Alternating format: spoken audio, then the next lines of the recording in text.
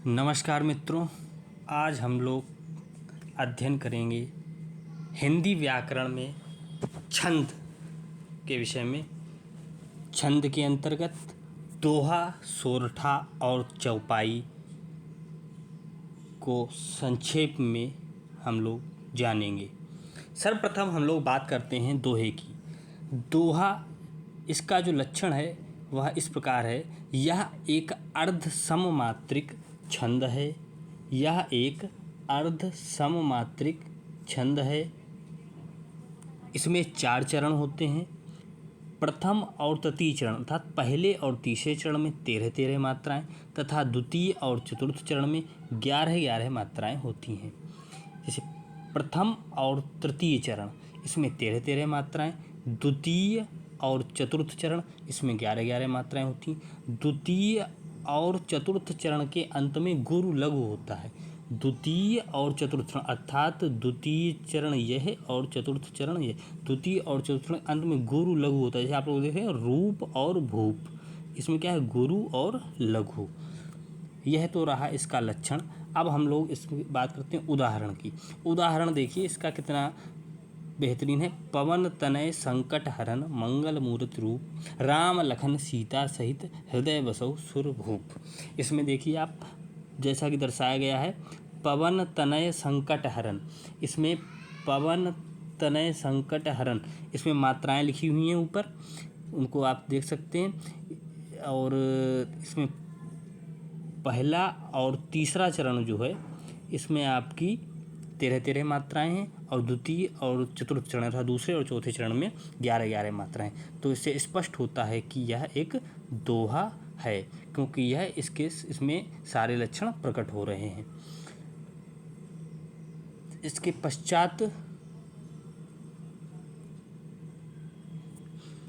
पश्चात हम लोग बात करेंगे हमारे दूसरे छंद सोरठा की, जिसमें यह जो है दोहा का बिल्कुल उल्टा होता है। यह दोहे का बिल्कुल उल्टा होता है।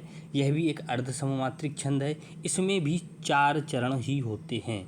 इसमें प्रथम और तृतीय चरण में 11-11, प्रथम और तृतीय चरण में 11-11 तथा द्वितीय और चतुर्थ चरण में 13-13 मात्राएं होती हैं। जैसा कि दोहे में प्रथम और तृतीय में 13-13 और द्वितीय चतुर्थ में 11-11 थी, इसमें ठीक उसके विपरीत प्रथम और तृतीय में 11-11, द्वितीय और चतुर्थ में 13-13 मात्राएं हैं। और इसके प्रथम तथा तृतीय चरण में गुरु लघु होता है, जैसा कि आपको होई और सोई में दिख रहा है कि गुरु और लघु है, क्योंकि दोहे में द्वितीय और चतुर्थ चरण के अंत में रूप और भूप में गुरु और लघु था।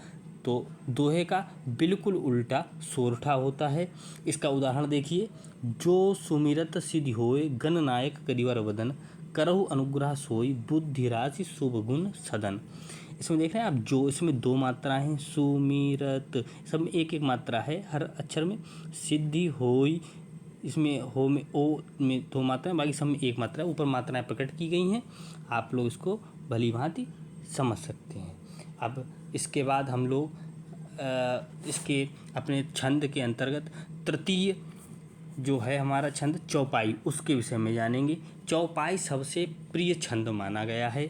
यह एक सममात्रिक छंद है। इसके प्रत्येक चरण में 16-16 मात्राएं होती हैं तथा अंत में गुरु होता है। इसके प्रत्येक चरण में 16-16, प्रत्येक चरण 4 चरण हैं, चारों चरणों में 16 मात्राएं हैं और इसके अंत में गुरु होता है। जैसा कि आप लोग देख रहे हैं, प्रातः काल उठ के रघुनाथा, इसमें 16 मात्राएं हैं। द्वितीय चरण इसका मात पिता गुरु नाबहि माथा, अनुज सखा संग भोजन करहीं, मात पिता, भगवान श्री राम के लिए कहा गया है।